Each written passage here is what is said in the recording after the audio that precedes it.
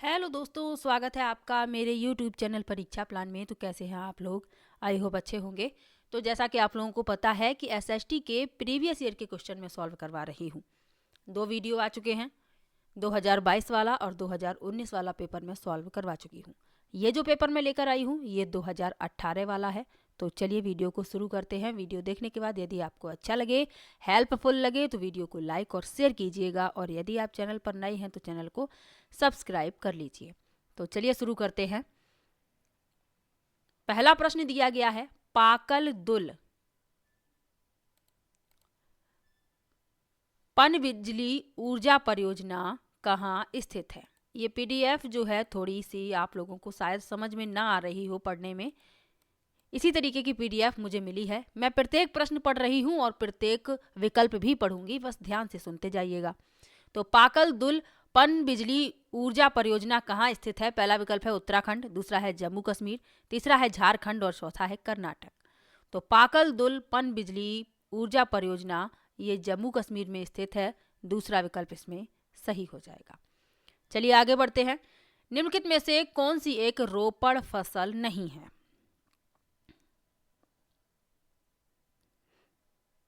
पहला विकल्प है गेहूं, दूसरा विकल्प है चाय, तीसरा विकल्प है कॉफी और चौथा विकल्प है रबड़। तो रोपड़ फसलें क्या होती हैं? तो रोपड़ फसलें वे फसलें होती हैं, पहले किसी अन्य जगह पर इन फसलों के पौधे तैयार किए जाते हैं, फिर इन पौधों को दूसरी जगह रोपा जाता है। अब इसमें पूछा गया है कि जो रोपड़ फसल नहीं है तो वह है गेहूं, क्योंकि गेहूं के बीज खेतों में बो दिए जाते हैं, कोई पौधे तैयार नहीं किए जाते, सीधे बीज बो दिए जाते हैं, फिर उन्हीं से गेहूं का पौधा बनता है, फिर उनमें बालियां लगती हैं, फिर उनमें गेहूं लगते हैं। तो ये रोपड़ फसल नहीं है। पहला विकल्प इस प्रश्न का उत्तर हो जाएगा। चलिए आगे बढ़ते हैं। नाटो का मुख्यालय स्थित है? पहला विकल्प है न्यूयॉर्क, दूसरा है लंदन, तीसरा है ब्रसेल्स और चौथा है पेरिस। तो नाटो का मुख्यालय ब्रुसेल्स में स्थित है। तीसरा विकल्प इसमें सही हो जाएगा। चलिए आगे बढ़ते हैं। नाटो क्या है ये भी याद रखिए। यह संगठन 31 स्वतंत्र सदस्य राष्ट्रों का संगठन है। चलिए आगे बढ़ते हैं। भारतीय संविधान की 8वीं अनुसूची में कितनी भाषाओं का उल्लेख है? पहला विकल्प है 28, दूसरा है 24, तीसरा है 18 और चौथा है 22। तो भारतीय संविधान की 8वीं अनुसूची में 22 भाषाओं का उल्लेख है। चौथा विकल्प इसमें सही हो जाएगा। इंपॉर्टेंट प्रश्न है। 12 अनुसूचियां हैं, ये भी याद रखिएगा। और 22 भाषाएं कौन कौन सी हैं? असमिया, बंगाली, बोडो, डोगरी, गुजराती, हिंदी, कन्नड़, कश्मीरी, कोंकणी, मैथिली, मलयालम, मणिपुरी, मराठी, नेपाली, उड़िया, पंजाबी, संस्कृत, संताली, सिंधी, तमिल, तेलुगु और उर्दू। ये 22 भाषाएं हैं। चलिए आगे बढ़ते हैं। निम्नलिखित में से कौन सा एक भारतीय संविधान की प्रस्तावना का भाग नहीं है? पहला है समाजवाद, दूसरा है प्रजातांत्रिक, तीसरा है धर्मनिरपेक्षता और चौथा है संघात्मकता।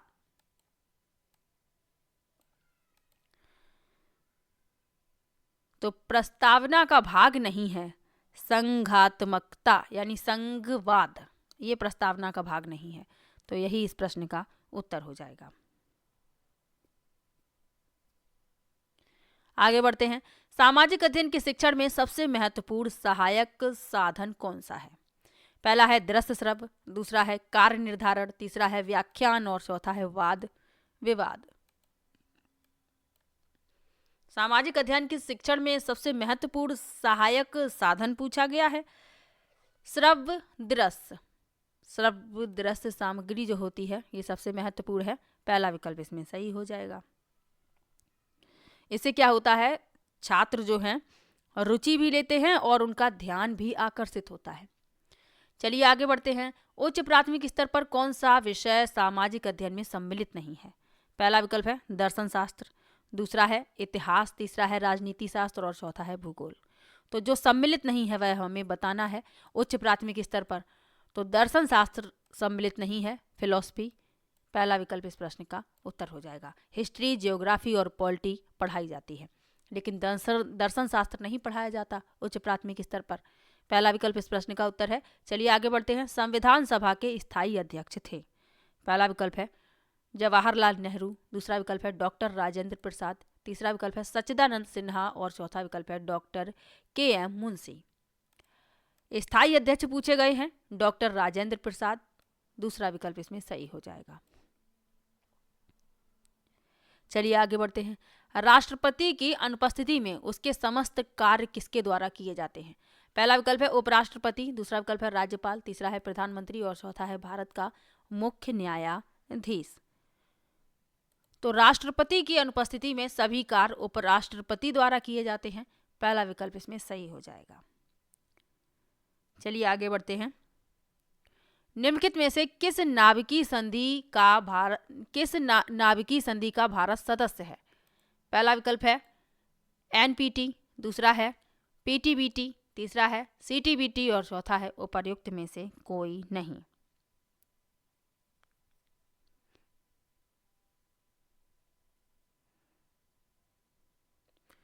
तो भारत जो है किस नाभिकीय संधि का सदस्य है? पीटीबीटी का, दूसरा विकल्प इसमें सही हो जाएगा, यानी पार्शियल टेस्ट बैन ट्रीटी, जिसे शॉर्ट में पीटीबीटी कहा जाता है। दूसरा विकल्प इसमें सही है। अगला प्रश्न दिया गया है, हाल ही में कहाँ शांति स्थापना हेतु भारतीय सैनिकों को संयुक्त राष्ट्र पदक मिला है? पहला विकल्प है दक्षिण सूडान, दूसरा है कांगो, तीसरा है सोमालिया और चौथा है उपर्युक्त में से कोई नहीं। तो ये उस समय का प्रश्न है, तब शांति स्थापना हेतु भारतीय सैनिकों को संयुक्त राष्ट्र पदक मिला था दक्षिण सूडान में। पहला विकल्प इसमें सही हो जाएगा। चलिए आगे बढ़ते हैं। निम्नलिखित में से कौन सा संयुक्त राष्ट्र संघ का अभिकरण नहीं है? पहला है खाद्य और कृषि संगठन, दूसरा है संयुक्त राष्ट्र शैक्षणिक, वैज्ञानिक और सांस्कृतिक संगठन, तीसरा है विश्व स्वास्थ्य संगठन और चौथा है अंतर्राष्ट्रीय न्यायालय। तो कौन सा संयुक्त राष्ट्र संघ का अभिकरण नहीं है? तो अंतर्राष्ट्रीय अपराध न्यायालय। तो इसमें जो अंतर्राष्ट्रीय न्यायालय लिखा हुआ है तो यहाँ पर अपराध और होना चाहिए, तो इसमें आपका चौथा विकल्प सही होगा, अंतर्राष्ट्रीय अपराध न्यायालय। चौथा विकल्प इस प्रश्न का उत्तर हो जाएगा। इसमें सिर्फ अंतर्राष्ट्रीय न्यायालय लिखा हुआ है, तो अंतर्राष्ट्रीय न्यायालय तो संयुक्त राष्ट्र संघ का अभिकरण है, इसमें नहीं पूछा गया है, तो अंतर्राष्ट्रीय अपराध न्यायालय नहीं है। चौथा विकल्प इस प्रश्न का उत्तर है। चलिए आगे बढ़ते हैं। कौन सा उर्वरक किसान खाद के नाम से जाना जाता है? पहला विकल्प है कैल्शियम अमोनियम नाइट्रेट, दूसरा है अमोनियम सल्फेट, तीसरा है कैल्शियम नाइट्रेट और चौथा है अमोनियम सल्फेट नाइट्रेट। तो कौन सा उर्वरक किसान खाद के नाम से जाना जाता है? वह है कैल्शियम अमोनियम नाइट्रेट।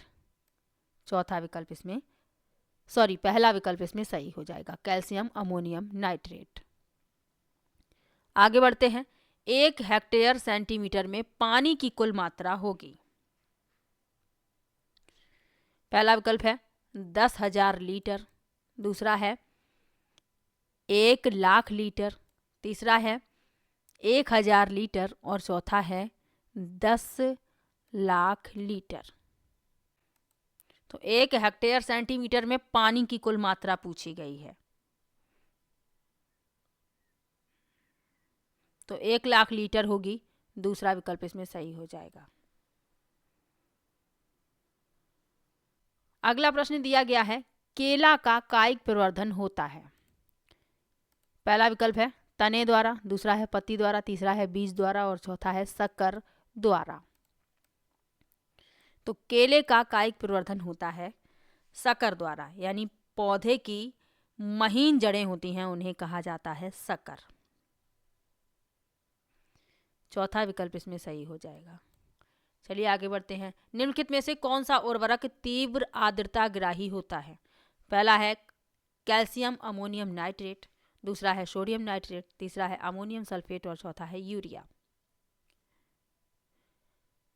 तो प्रश्न क्या कह रहा है कि कौन सा उर्वरक तीव्र आर्द्रता ग्राही होता है, तो वह है यूरिया। चौथा विकल्प इसमें सही हो जाएगा।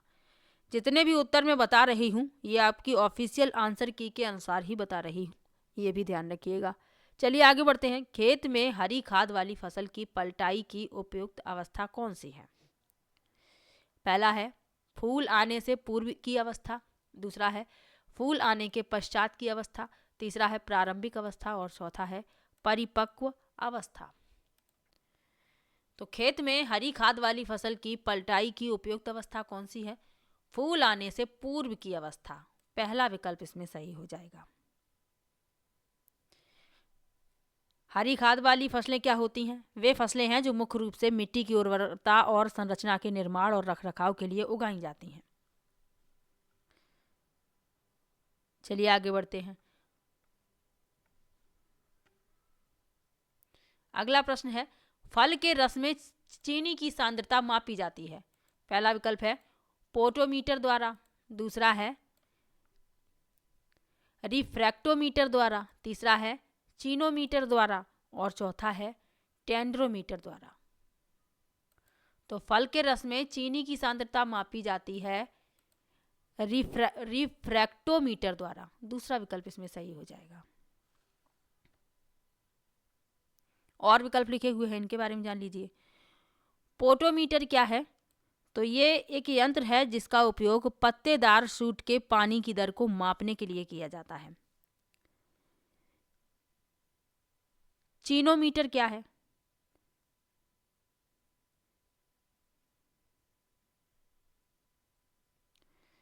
तो यह उपकरण जिसका उपयोग ऊंचाई के कोण को मापने के लिए किया जाता है। और टेंड्रोमीटर क्या है? इसका उपयोग मटर की परिपक्वता के चरण को मापने के लिए किया जा सकता है, ताकि ये निर्धारित किया जा सके कि फसल तैयार है या नहीं। तो इनके बारे में भी याद रखिएगा। चलिए आगे बढ़ते हैं। जेली बनाने में पेक्टिन का प्रमुख कार्य है। पहला विकल्प है फलों के रस को साफ करना, दूसरा है फलों के रस का थक्का बनाना, तीसरा है फलों के रस को मीठा बनाना और चौथा है फलों के रस को रंगीन करना। तो जेली बनाने में पेक्टिन का प्रमुख कार्य क्या है? फलों के रस का थक्का बनाना।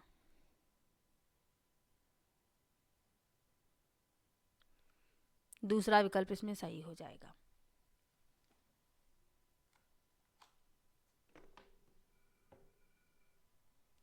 चलिए आगे बढ़ते हैं। टमाटर का लाल रंग किस रंजक के कारण होता है? पहला विकल्प है साइनाइड, दूसरा है जेंथोफिल, तीसरा है एंथ्रोसाइनिन और चौथा है लाइकोपिन। तो टमाटर का लाल रंग किस रंजक के कारण होता है? लाइकोपिन के कारण, चौथा विकल्प इसमें सही हो जाएगा। चलिए आगे बढ़ते हैं। कई प्रश्न हैं, 60 प्रश्न पूछे जाते हैं, तो जल्दी जल्दी से प्रश्नों को करवा रही हूँ ताकि आपका कम समय बर्बाद हो। अगला प्रश्न है नींबू का फल प्रचुर होता है। पहला है मैलिक एसिड, दूसरा है सिट्रिक अम्ल का, तीसरा है टार्टरिक अम्ल का और चौथा है एस्टिक अम्ल का। तो नींबू का फल प्रचुर होता है सिट्रिक अम्ल से, दूसरा विकल्प इसमें सही हो जाएगा, यानी कि नींबू में सिट्रिक अम्ल पाया जाता है। अगला प्रश्न है केंद्रीय एगमार्क प्रयोगशाला कहाँ अवस्थित है? पहला है पुणे, दूसरा है बेंगलुरु, तीसरा है नागपुर और चौथा है लखनऊ। तो केंद्रीय एगमार्क प्रयोगशाला नागपुर में स्थित है, तीसरा विकल्प इसमें सही है। चलिए आगे बढ़ते हैं। अचल स्वर कौन से हैं?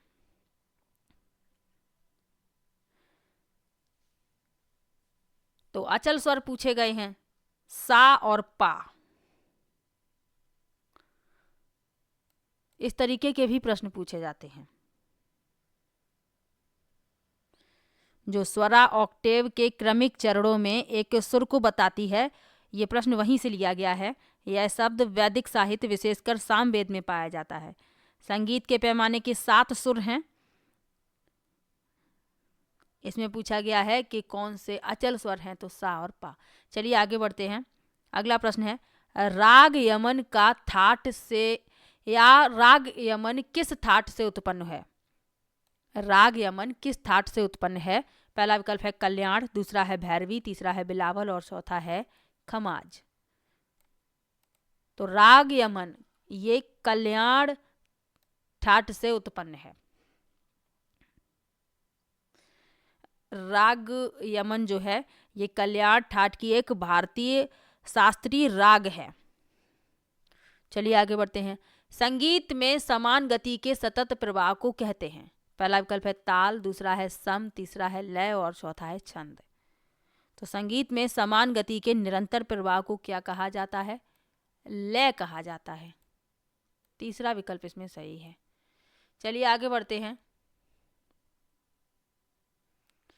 गा मा पा नी धा पा, मा पा गा मा गा इस स्वर समूह के रूप में जाना जाता है। यानी इस स्वर समूह को किस रूप में जाना जाता है, किस राग का स्वर समूह है, ये पूछा गया है सरल शब्दों में यदि कहें तो। पहला विकल्प है राग कल्याण, दूसरा है राग विहाग, तीसरा है राग यमन और चौथा है राग बिलावल। तो ये किस राग का स्वर समूह है? ये राग विहाग का है। दूसरा विकल्प इसमें सही है।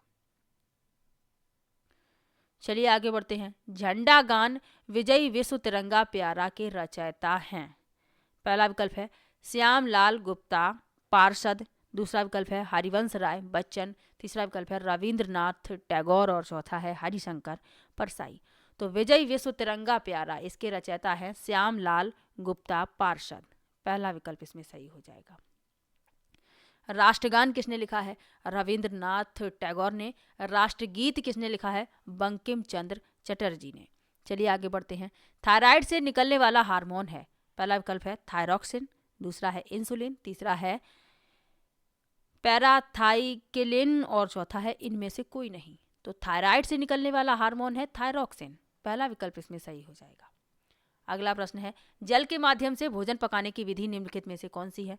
पहला विकल्प है उबालना, दूसरा है स्टूइंग, तीसरा है खदकाना और चौथा है उपर्युक्त सभी।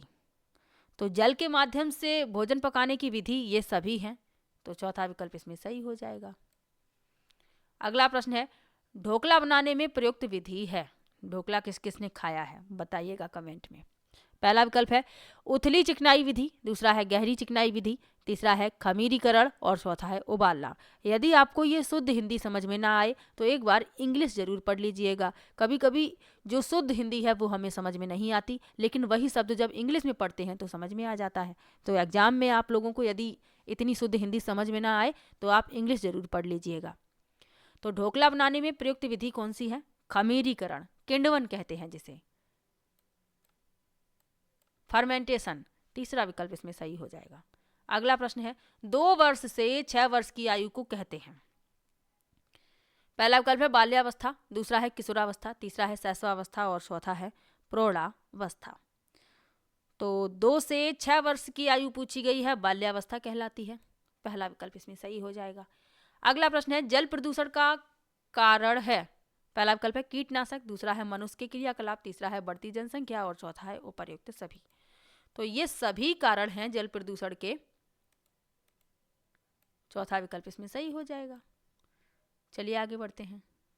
शारीरिक शिक्षा का उद्देश्य है। पहला विकल्प है मनोवैज्ञानिक विकास, दूसरा है मानसिक विकास, तीसरा है शारीरिक विकास और चौथा है उपर्युक्त सभी। तो ये सभी उद्देश्य हैं शारीरिक शिक्षा के। चौथा विकल्प इसमें सही है। चलिए आगे बढ़ते हैं। बैडमिंटन से संबंधित खिलाड़ी हैं। पहला विकल्प है सानिया मिर्जा, दूसरा है दीपा कर्माकर, तीसरा है पीवी सिंधु और चौथा है द्युति चंद। तो बैडमिंटन से संबंधित खिलाड़ी पूछी गई हैं, पीवी सिंधु। तीसरा विकल्प इसमें सही हो जाएगा। आगे बढ़ते हैं। दालों में सबसे ज्यादा क्या पाया जाता है?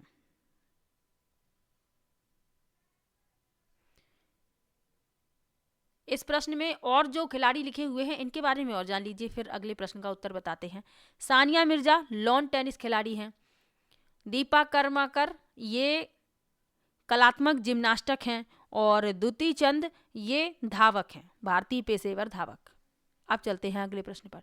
दालों में सबसे ज्यादा क्या पाया जाता है? पहला विकल्प है विटामिन, दूसरा विकल्प है वसा, तीसरा है प्रोटीन और चौथा है खनिज। तो दालों में सबसे ज़्यादा पाया जाता है प्रोटीन, तीसरा विकल्प इसमें सही हो जाएगा। चलिए आगे बढ़ते हैं। LSD के सेवन से होता है। पहला विकल्प है किडनी का रोग, दूसरा है यकृत का रोग, तीसरा है कैंसर और चौथा है मानसिक भ्रम। तो LSD क्या होता है? लिसर्जिक एसिड डाइथाइलेमाइड इसका पूरा नाम है। तो इसके सेवन से होता है मानसिक विभ्रम, चौथा विकल्प इसमें सही हो जाएगा।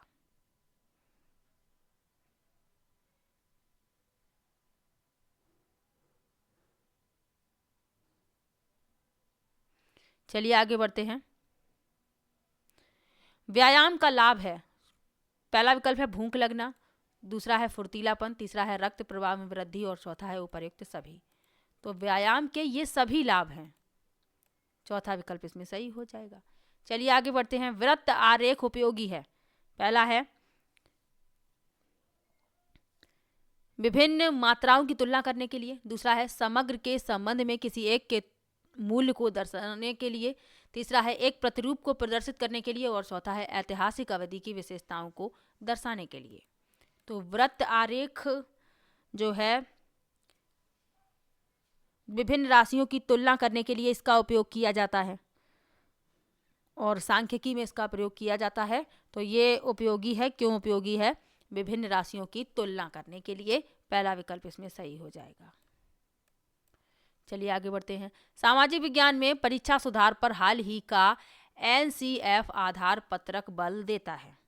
पहला विकल्प है खुली पुस्तक परीक्षा पर, दूसरा है परीक्षा के समय बैठने की लचीली व्यवस्था पर, तीसरा है परीक्षा निष्पादन पर और चौथा है सतत आकलन पर।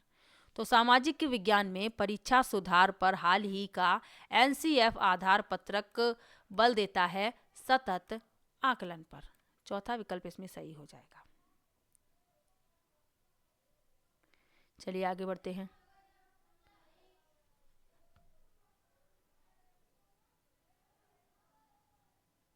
सामाजिक अध्ययन शिक्षा का उद्देश्य है। पहला विकल्प है राष्ट्रीय एकता और अंतर्राष्ट्रीय समझ विकसित करना, दूसरा है अच्छे नागरिक होना, तीसरा है सांस्कृतिक विरासत का विकास करना और चौथा है उपर्युक्त सभी। तो सामाजिक अध्ययन शिक्षा का उद्देश्य उपर्युक्त सभी है, चौथा विकल्प इसमें सही हो जाएगा।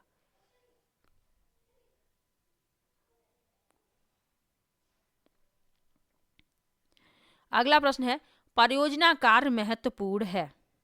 पहला विकल्प है यह शिक्षकों को रचनात्मक बनाता है, दूसरा है करके सीखने का महत्वपूर्ण तरीका है, तीसरा है यह विद्यार्थियों को रचनात्मक बनाता है और चौथा है यह विद्यार्थियों के लिए एक क्रियाकलाप के रूप में होता है।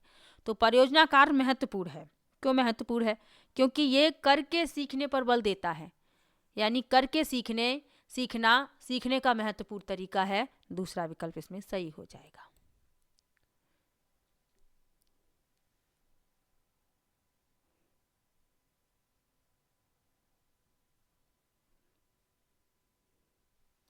अगला प्रश्न दिया गया है भारतीय बहुलतावादी समाज में सामाजिक विज्ञान की पाठ्य पुस्तकों को, पहला विकल्प है बहुसंख्यक की राय को प्रदर्शित करना चाहिए, दूसरा है विवादास्पद मुद्दों से बचना चाहिए, तीसरा है सरकार के विचारों को प्रदर्शित करना चाहिए और चौथा है सभी धर्मों और सामाजिक समूहों को शामिल करना और उनका प्रतिनिधित्व करना चाहिए। तो भारत जो है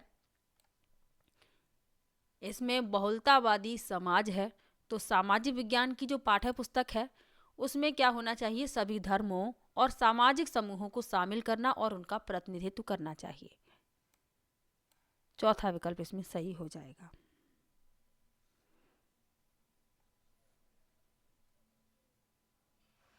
अगला प्रश्न है भारतीय कला में बुद्ध के जीवन की किस घटना का चित्रण चक्र द्वारा हुआ है?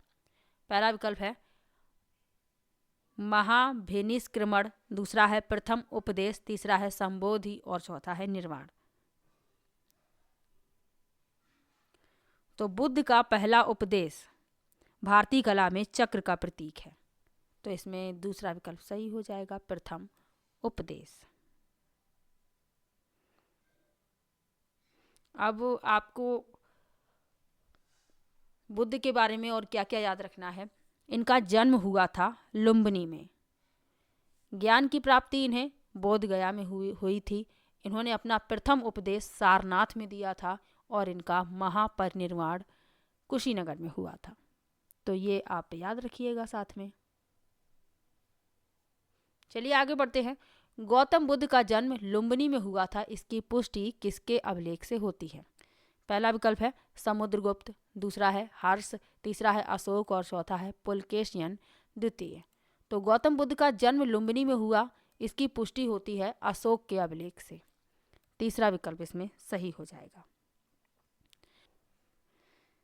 अगला प्रश्न दिया गया है, निम्नलिखित में से कौन सा स्थल प्रागैतिहासिक चित्रकला के लिए प्रसिद्ध है? पहला विकल्प है सांची, दूसरा है भीमबेटका, तीसरा है अमरावती और चौथा है बाग। तो प्रागैतिहासिक चित्रकला के लिए प्रसिद्ध है भीमबेटका। दूसरा विकल्प इसमें आपका सही हो जाएगा, भीमबेटका। चलिए आगे बढ़ते हैं।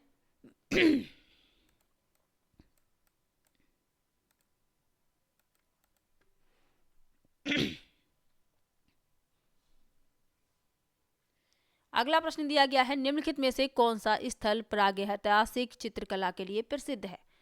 पहला विकल्प है सांची, दूसरा विकल्प है भीमबेटका, तीसरा है अमरावती और चौथा है बाग।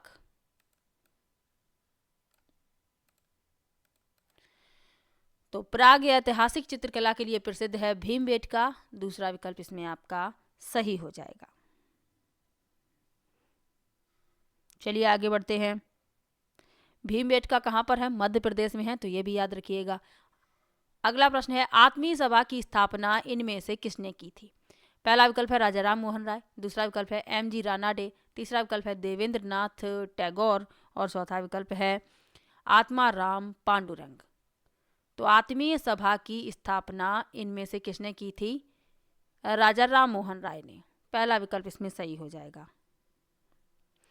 1815 में कोलकाता में की थी, तो ये भी याद रखिएगा। इन्होंने ब्रह्म समाज की भी स्थापना की है, ये भी याद रखिए। चलिए आगे बढ़ते हैं। किसके वायसराय काल में भारत की राजधानी कलकत्ता से दिल्ली स्थानांतरित हुई? इंपॉर्टेंट प्रश्न है। पहला विकल्प है लॉर्ड कर्जन, दूसरा विकल्प है लॉर्ड हार्डिंग द्वितीय, तीसरा विकल्प है लॉर्ड रीडिंग और चौथा है लॉर्ड चेम्सफोर्ड।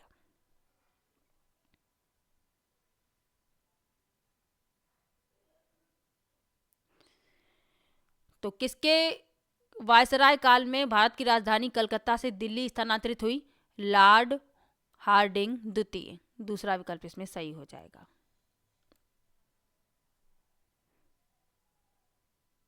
ब्रिटिश भारत की राजधानी को 1911 में कलकत्ता से दिल्ली स्थानांतरित कर दिया गया था और 1912 में राजधानी का वास्तविक स्थानांतरण हुआ है, तो ये भी याद रखिएगा। चलिए आगे बढ़ते हैं। इनमें से किस मुगल सम्राट ने राजा राम मोहन राय को अपने दूत के रूप में लंदन भेजा? पहला विकल्प है शाह आलम द्वितीय, दूसरा है बहादुर शाह प्रथम, तीसरा है शाह आलम प्रथम और चौथा है अकबर द्वितीय। तो किस मुगल सम्राट ने राजा राम मोहन राय को अपने दूत के रूप में लंदन भेजा था? अकबर द्वितीय ने। चौथा विकल्प इसमें सही हो जाएगा। अगला प्रश्न है, हिंदू विधवा पुनर्विवाह अधिनियम निम्न में से किस वर्ष पारित हुआ? पहला विकल्प है 1856, दूसरा है 1846, तीसरा है 1816 और चौथा है 1826। तो हिंदू विधवा पुनर्विवाह अधिनियम किस वर्ष पारित हुआ? 1856 में। पहला विकल्प इसमें सही हो जाएगा। चलिए आगे बढ़ते हैं। ईस्ट इंडिया कंपनी की स्थापना के समय भारत का शासक कौन था? पहला विकल्प है जहांगीर, दूसरा विकल्प है शेर शाह सूरी, तीसरा विकल्प है अकबर और चौथा विकल्प है औरंगजेब। तो ईस्ट इंडिया कंपनी की स्थापना के समय भारत का शासक कौन था? अकबर। ईस्ट इंडिया कंपनी की स्थापना कब हुई है? 1600 ईस्वी में। तो ये भी याद रखिएगा। चलिए आगे बढ़ते हैं। शेख निजामुद्दीन औलिया इनमें से किस सूफी संत के शिष्य थे? पहला विकल्प है बाबा फरीदुद्दीन गंजे शंकर, दूसरा है कुतुबुद्दीन बख्तियार काकी, तीसरा है मखदूम याहिया मनेरी और चौथा है अब्दुल कादिर गिलानी। तो शेख निजामुद्दीन औलिया किस सूफी संत के शिष्य थे? तो बाबा फरीदुद्दीन गंजे शंकर। पहला विकल्प इसमें सही हो जाएगा। चलिए आगे बढ़ते हैं। इन बादशाहों में से कलंदर के नाम से कौन विख्यात था? पहला विकल्प है हुमायूं, दूसरा विकल्प है अकबर, तीसरा विकल्प है बाबर और चौथा विकल्प है शाहजहां। तो कलंदर किसे कहा जाता था? बाबर को। इंपॉर्टेंट प्रश्न है। चलिए आगे बढ़ते हैं। निम्नलिखित में से किस राज्य में 2011 की जनगणना में जनसंख्या का ह्रास अभिलिखित हुआ? पहला विकल्प है बिहार, दूसरा विकल्प है मणिपुर, तीसरा विकल्प है उत्तर प्रदेश और चौथा है नागालैंड। तो जनसंख्या का ह्रास अभिलिखित हुआ नागालैंड में। 2011 की जनगणना के अनुसार पूछा गया है। चौथा विकल्प इसमें सही हो जाएगा। अगला प्रश्न है हैदराबाद नदी पर स्थित है। किस नदी पर स्थित है ये बताना है। पहला विकल्प है महानदी, दूसरा है गोदावरी, तीसरा है मूसी और चौथा है कृष्णा। तो हैदराबाद जो है ये मूसी नदी पर स्थित है। तीसरा विकल्प इसमें सही हो जाएगा। अगला प्रश्न है कोयला एक उदाहरण है। पहला विकल्प है अवसादी सेल का, दूसरा है रूपांतरित सेल का, तीसरा है आग्नेय सेल का और चौथा है उपर्युक्त में से कोई नहीं। तो कोयला जो है ये अवसादी सेल का उदाहरण है। पहला विकल्प इसमें सही हो जाएगा।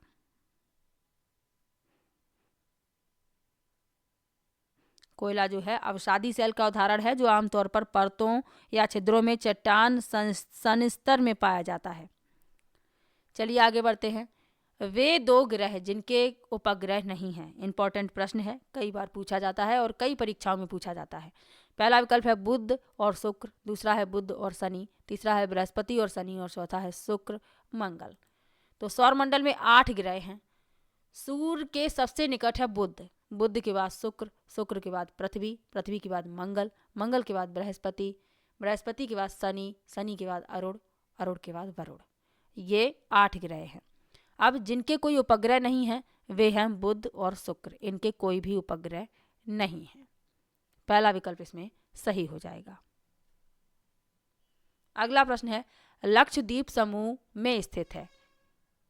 कहाँ पर स्थित है ये पूछा गया है। पहला है प्रशांत महासागर, दूसरा है अरब सागर, तीसरा है बंगाल की खाड़ी और चौथा है हिंद महासागर। तो लक्षद्वीप समूह ये अरब सागर में स्थित है। मैंने एनसीईआरटी की जो किताब पढ़ाई है अभी क्लास 6 की, जो एनसीईआरटी की नई एनसीईआरटी किताब में पढ़ा रही हूँ, तो उसमें जो दूसरा चैप्टर है उसमें बताया गया है। ये जो प्रश्न है ये एनसीईआरटी की किताबों से ही लिए जाते हैं। तो आप लोग एनसीईआरटी वाली वीडियो ज़रूर देख लीजिए। मैं क्लास 6 से लेकर 8th तक जो नई एनसीईआरटी की किताबें हैं उन्हें पढ़ा रही हूँ। क्लास 6 से मैंने शुरुआत की है, तो आप लोग वो वीडियो ज़रूर देख लीजिएगा। चाहे आप सीटेट का पेपर देने वाले हों, चाहे यूपी टेट का, चाहे रीट मेंस का एग्ज़ाम देने वाले हों, आप लोगों को एनसीईआरटी की सोशल साइंस की किताबें पढ़नी पड़ेंगी। तो आप लोग वो वीडियो ज़रूर देखिएगा। यूपी टेट और सीटेट और रीट मेंस वालों के लिए ही वो वीडियो मैं लेकर आई हूँ। चलिए आगे बढ़ते हैं। निम्नलिखित में से किस क्षेत्र को विश्व का फलोद्यान कहा जाता है? पहला विकल्प है भूमध्य रेखीय क्षेत्र, दूसरा है सवाना क्षेत्र, तीसरा है भूमध्य सागरीय क्षेत्र और चौथा है टुंड्रा क्षेत्र। तो किस क्षेत्र को विश्व का फलोद्यान कहा जाता है? भूमध्य सागरीय क्षेत्र को। तीसरा विकल्प इसमें सही हो जाएगा। अगला प्रश्न है निम्नलिखित में से किसे संसार की छत कहा जाता है? पहला विकल्प है पामीर, पहला विकल्प है सतपुड़ा, दूसरा है पामीर, तीसरा है अरावली और चौथा है म्यांमार। तो संसार की छत पामीर के पठार को कहा जाता है। दूसरा विकल्प इसमें सही हो जाएगा। अगला प्रश्न है निम्नलिखित में से कौन सा संसार का सबसे बड़ा मरुस्थल है? पहला विकल्प है गोबी, दूसरा विकल्प है सहारा, तीसरा है कालाहारी और चौथा है थार। तो संसार का सबसे बड़ा मरुस्थल है सहारा का मरुस्थल। दूसरा विकल्प इसमें सही हो जाएगा। तो ये पेपर था 2018 वाला। 2019 और 2022 में जो पेपर हुए हैं उन्हें मैं सॉल्व करवा चुकी हूँ। यदि आपने वीडियो नहीं देखी है तो देख लीजिए। तो ये 2018 वाला पेपर था। इसके एसएसटी के क्वेश्चन मैंने सॉल्व करवा दिए हैं। किसी भी प्रश्न में आपको डाउट हो आप कमेंट बॉक्स में ज़रूर लिखिएगा और वीडियो कैसा लगा ये भी कमेंट में ज़रूर बताइएगा। मिलते हैं नेक्स्ट वीडियो में, तब तक के लिए बाय बाय।